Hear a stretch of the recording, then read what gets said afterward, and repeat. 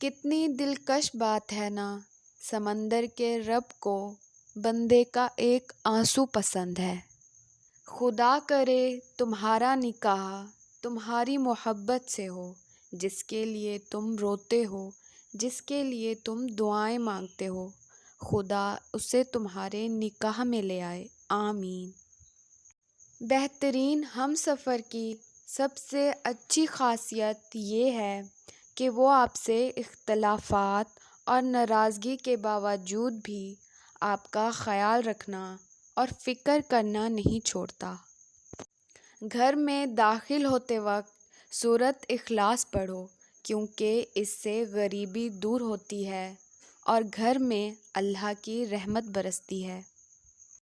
مرد کو ساری دنیا کی بادشاہت بھی مل جائے، لیکن اگر زندگی میں عورت نہ ہو تو زندگی بھکاریوں سے بھی بدتر ہے۔ نصیب ہار جاتا ہے جب دعا تہجد کی ہو اور مہینہ رمضان کا۔ میں نے سسک کر کہا، یا اللہ میرے ہاتھ خالی ہیں، تو اللہ نے قرآن سے جواب دیا، اور جلد ہی آپ کا رب آپ کو اتنا دے گا کہ آپ خوش ہو جاؤ گے۔ یقین رکھو تمہاری چاہت ہی تمہارا مقدر ہوگی انشاءاللہ۔ اللہ کی عطاؤں پر الحمدللہ اور اپنی خطاؤں پر استغفر اللہ کہنا اللہ کو بہت پسند ہے۔ زندگی جب بھی رلائے تو سمجھ لینا گناہ معاف ہو گئے، اور زندگی جب بھی ہنسائے تو سمجھ لینا دعا قبول ہو گئی۔ اللہ کہتا ہے، صبر تو کرو، میں تمہیں وہ عطا کروں گا جس کے لیے تمہیں آزمایا جا رہا ہے۔ اللہ پر چھوڑے ہوئے معاملات پر اتنا پریشان نہیں ہوا کرتے، وہ قادر ہے ہر چیز پر، قبولیت کا وعدہ کیا ہے اس نے تو وہ پورا بھی کرے گا انشاءاللہ۔ آپ صلی اللہ علیہ وسلم نے فرمایا، اللہ تعالیٰ اور اس کے فرشتے سحری کرنے والوں پر رحمت بھیجتے ہیں۔ رسول اللہ صلی اللہ علیہ وسلم نے فرمایا، میری امت کے لوگوں میں اس وقت تک خیر باقی رہے گی جب تک وہ افطار جلدی کرتے رہیں گے۔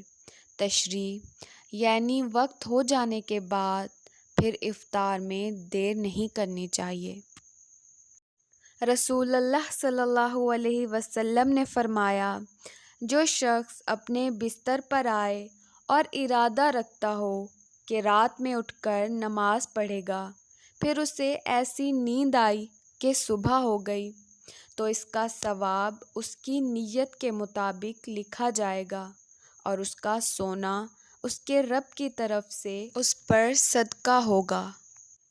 روزے دار کی دعائیں مقدر سے جیت جانے کا ہنر رکھتی ہیں، کیونکہ رمضان میں اللہ تعالیٰ کا عرش پہلے آسمان پر آ جاتا ہے۔ روزے کی حالت میں اپنی بیوی کا ماتھا چوم کر اظہار محبت کرنا سنت رسول اللہ صلی اللہ علیہ وسلم ہے۔ خدا کرے اس رمضان کے صدقے تمہارا نکاح تمہاری محبت سے ہو، جس کے لیے تم روتے ہو، جس کے لیے تم دعائیں مانگتے ہو، اللہ اسے تمہارے نکاح میں لے آئے۔ کتنی خوبصورت ہے نا یہ راتیں، تہجد، سحری اور پھر باقی سب نمازیں۔ بابا جان کہا کرتے تھے، گناہ کے دوران موت نہ آنا اور گناہ کے بعد توبہ کی مہلت ملنا اللہ پاک کا بہت بڑا احسان ہے۔ جب کسی کی ضرورت ہو اور وہ آپ کے ساتھ نہ ہو تو پھر چاہے وہ ساری زندگی ہی آپ کے ساتھ ہو، اس وقت کا مداوع نہیں کر سکتا۔ رسول اللہ صلی اللہ علیہ وسلم سفر میں تھے کہ آپ نے ہجوم اور ایک آدمی دیکھا جس پر سایہ کیا ہوا ہے، تو آپ صلی اللہ علیہ وسلم نے فرمایا، اسے کیا ہوا؟ صحابہ نے عرض کیا، روزہ دار ہے۔ آپ صلی اللہ علیہ وسلم نے فرمایا، سفر میں روزہ رکھنا کوئی نیکی نہیں۔ ہو سکتا ہے تمہارا ناممکن سے ممکن تک کا سفر تاک رات کی دعاؤں سے طے ہونا ہو۔ اللہ سے یقین کے ساتھ مانگو اور دعا مانگ کر صبر کرو، کیونکہ تمہیں بہتر نہیں بہترین عطا کیا جائے گا انشاءاللہ۔ دونوں صورتیں یقین کی ہیں۔ کوئی اللہ کے لیے سب کچھ چھوڑ دیتا ہے اور کوئی اللہ پہ ہی سب چھوڑ دیتا ہے۔ کائنات میں کوئی اتنی شدت سے کسی کا انتظار نہیں کرتا جتنا اللہ اپنے بندے کی توبہ کا کرتا ہے۔